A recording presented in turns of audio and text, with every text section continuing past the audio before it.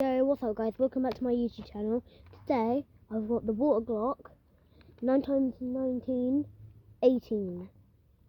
So I've got the battery in and all that. I've filled my glock up with water, and now, well, let's have a look at a preview.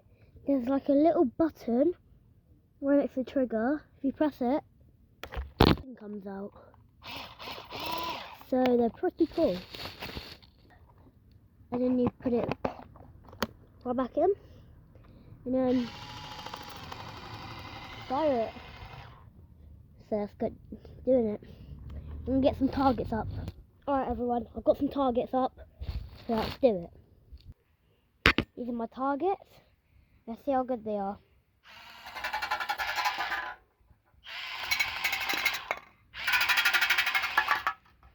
Well, the battery's not fully charged, so it's pretty good charged.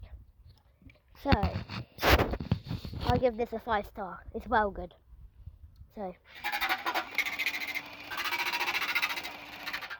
shoots fast as well. And look at that.